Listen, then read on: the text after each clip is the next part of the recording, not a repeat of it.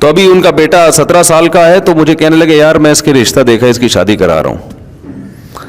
तो मैंने वही बात उनसे की जो आमतौर पे लोग करते हैं, सिर्फ देखने के लिए इनका कॉन्सेप्ट किया। मैंने कहा भाई अभी तो कुछ कमा नहीं रहा, मैट्रिक किया इसने, आप पहले अपने घर वालों का आपके ऊपर एक जिम्मेदारी है, और बेगम भी 2 हैं, 2 बेगमों की जिम्मेदारी है, हैंड टू माउथ चल रहे हो, अभी इसकी भी करा दोगे। तो कहने लगे यार ये असल में अभी बाजोड़ के पठान है वो, तो पठान लोगों में फिर भी थोड़ा सा ना अभी फैमिली सिस्टम थोड़ा मजबूत है।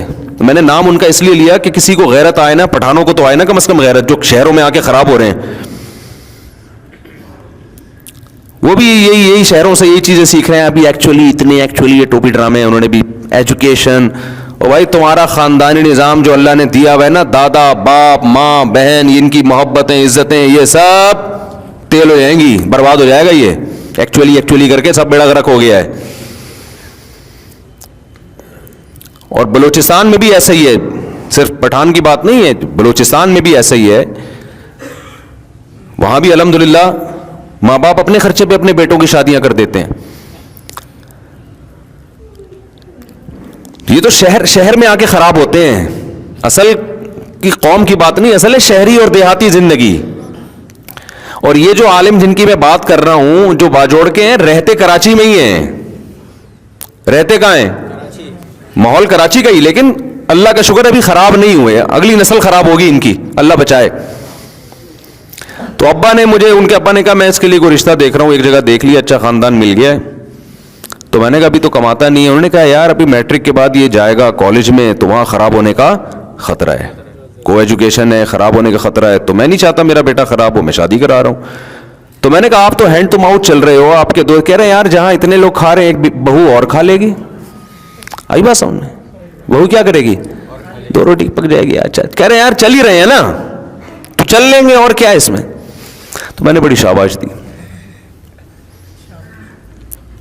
यहां लिबरल लोग कहते हैं कि सिर्फ 2 रोटी का खर्चा नहीं होता, इन मौलवियों क्या तो रोटी है, बाकी भी एक्चुअली ऐसे दबाव आदमी कांपने लगता है, भाई अब पता नहीं क्या होने वाला है। सिर्फ 2 रोटी थोड़ी होती है, ऐसे बनाएंगे। तुम्हें अल्लाह ने ऐसा अपनी जात पे एतमाद से महरूम किया है ना कि उसका हम मुशाहिदा करके और इबरत हासिल कर रहे हैं कि अल्लाह तेरा शुक्र है तूने हमें ऐसा नहीं बनाया। ये कैलकुलेटर लेके बैठे रहते हैं, इनके तो बच्चे 35-35 40-40 साल के, देखो बकरा 2 दांत का हो जाता है उसकी शादी होती है, और ये 32-32 दांत के हो जाते हैं, अक्ल दाढ़े निकल आती हैं, वो गिरना शुरू कर देती हैं, फिर भी इनके खर्चे पूरे नहीं होते। तो ये जो आलिम जिनकी मैं बात कर रहा हूं खुद भी पढ़े लिखे हैं माशाल्लाह, अब्बा गरीब थे, 8 बच्चे, पढ़ भी लिए और इतनी जबरदस्त एजुकेशन है माशाल्लाह, इंग्लिश फर बोलते हैं, बैंकिंग में महारत है, आलिम भी है, दीन दुनिया दोनों, अभी पीएचडी कर रहे हैं, अपनी पढ़ाई भी हो रही है, 2 घर वाले भी पल रहे हैं, बच्चों भी जैसे जैसे बाले हो रहे हैं उनकी भी शादियां होती जा रही है, सारे काम हो रहे हैं। और जब बैठा है ना कैलकुलेटर लेके कि पहले मेरी इतनी तो फिर इतनी तो फिर इतनी, तो भाई तेरे बुढ़ापे में बच्चा पैदा होगा, तू पालेगा किस वक्त उसको? बच्चा बेहतरीन इन्वेस्टमेंट है, बेहतरीन इन्वेस्टमेंट है। देखो एक मिसाल देता हूं, आपकी बकरी बच्चा दे, किसी चरवाहे की बकरी, वो टेंशन में आता है या खुश होता है? उसको तो टेंशन में आना चाहिए था, यार पहले मेरा घास का खर्चा इतना था, अब वो खर्चा बढ़ गया है। तो भाई जब बढ़ तो गया है, लेकिन ये तुम्हारी इन्वेस्टमेंट है, ये बड़ा होके बिकेगा, काट के भी खा सकते हो ना। तो याद रखो इंसान का बच्चा कटता नहीं है, बाजार में बिकता नहीं है, लेकिन सोर्स ऑफ इनकम सबसे बड़ी आपकी औलाद है। और उनके यहां बेटियों के मसाइल भी नहीं है। अब देखो 17 साल के जिस लौंडे की ये शादी कर रहे हैं, वो बयान सुनेगा ना तो उसको ज्यादा प्रोटोकॉल भी नहीं दे रहा चारों बच्चे को मैं, वो कहेगा मैं बहुत अजीम इंसान हूं, मुफ्ती साहब मेरा बयान में तस्करा कर रहे हैं। वैसे तो अजीम ही इंसान होगा इंशाल्लाह। अब मुझे एक बात बताओ, वो 17 साल, वो भी अपने रिश्तेदारों में कजन है कोई जिससे वो रिश्ते की बात कर रहे हैं, वो बच्ची भी जाहिर है कम उम्र है, उससे शादी होगी ना इसकी। वो भी अल्लाह पे तवक्कुल करके दे रहे हैं कि भाई इस घर में सब खा ही रहे हैं, तो हमारी बच्ची यहां रहती थी, अब कहां रहेगी? वहां जाके रहेगी। तो अब इन खानदानों में बेटियां बाप पे बोझ बनेंगी? बोलो ना, बेटियां बनेंगी बोझ बाप पे? क्योंकि उनके कल्चर ही यही है ना। तो बच्ची बालिग होगी, उसकी भी हो गई, तो अब वो क्या करेगा? अब हमारे यहां सेटअप क्या चल रहा है कि आप अपने बेटे की नहीं कर रहे, इसकी चक्कर में आपकी बेटी की भी नहीं हो रही, समझ रहे? तो अपनी बेटियां बोझ बन रही हैं लोगों के ऊपर। रिलैक्सेशन जो आपने यहां निकाली थी, यहां पैदा की थी ना, वो सारी टेंशन में कन्वर्ट हो जाती है। E is equal to MC square का सुना है ना? यही इक्वेशन बनती है यहां पे कि जो रिलैक्सेशन थी इज इक्वल टू टेंशन। तो जितनी रिलैक्सेशन निकाह से बच के हासिल करोगे, टेंशन उतनी ही आपकी उधर से बढ़ेगी।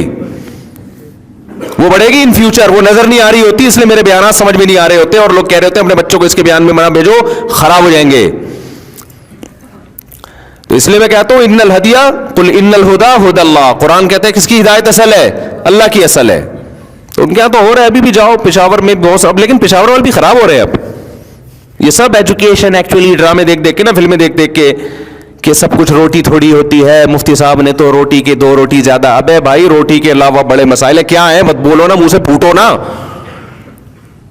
बच्चा पैदा होगा कल, होगा कहां? तुम लोग के तो 50 साल में 2 होते हैं, तो होगा ही नहीं। एक आध तो वैसे ही हो जाता है, उसमें क्या है? हो कुछ भी नहीं रहा, खर्चे उसके क्या हैं? बोलो, बहुत ज्यादा हैं, हो नहीं रहे हैं। औलाद की एक्चुअली जिम्मेदारियां होती, कितनी औलाद है आपकी? 2 बच्चे, उसकी क्या जिम्मेदारियां है यार? उसके हगाने मुताने की जिम्मेदारी पैम्पर ने ली है, इंटरटेनमेंट की जिम्मेदारी कार्टून ने ली है, खेलकूद की जिम्मेदारी, और पढ़ाने की जिम्मेदारी स्कूल ने ली है, स्कूल का होमवर्क कराने की जिम्मेदारी ट्यूटर ने ली हुई है। तो आपका क्या इसमें क्या टेंशन हो रही है? बहुत मुश्किल है मेरे भाई। मैं आपको सही बात बताऊं, मैंने गरीबों के बच्चे एक्टिव भी देखे हैं, ज्यादा ज़हीन भी ज्यादा देखे हैं, तरबियत में भी ज्यादा अच्छे हैं। आपको चंद नजर आएंगे चोर उचक्के डाकू, तो इनमें तो गरीब के भी होंगे, मालदारों के भी होंगे, उसमें रेशो दोनों का क्या है? बराबर है। यकीन ना हो, मेरे साथ उन इलाकों में जाओ, उनका खानदान निजाम देखो, गरीब है, बच्चे ज्यादा हैं, उनमें अदब तमीज और मेंटल लेवल भी अच्छा होगा और कॉन्फिडेंस भी होगा, बहादुर भी होंगे। और अमीरों के यहां अक्सर, सबकी बात नहीं कर रहा, अक्सर बच्चे अजीब से, यानी लगता है कि डिप्रेशन में है। इतना लाड प्यार मिला होता है, इतना वही जो मैंने नहीं सुना था, पाठा खा लो तो फिर ये खा लो तो फिर वो खा लो, वो साइकी से बनते चले जा रहे हैं। बर्दाश्त ही नहीं है, जरा सी बड़े होने के बाद उनको टेंशन मिले, डिप्रेशन में जाएंगे। जो नेचर है ना, उससे कभी भी बगावत मत करो। बच्चे की जो नेचर है ना, वो है कीचड़ के गोले उठा उठा के एक दूसरे को मारना। ये नेचर है बच्चे की, इसी में खुश रहेगा वो। ऐसा पोला पोला पल रहा है ना वो, मम्मी डैडी, उससे इतनी इज्जत उसको दी जा रही है। बच्चे को मोहब्बत दो, इज्जत बड़ों को दी जाती है, छोटों को मोहब्बत दी जाती है। अब छोटों को इज्जत दी जा रही है, बड़ों को ना इज्जत ना मोहब्बत।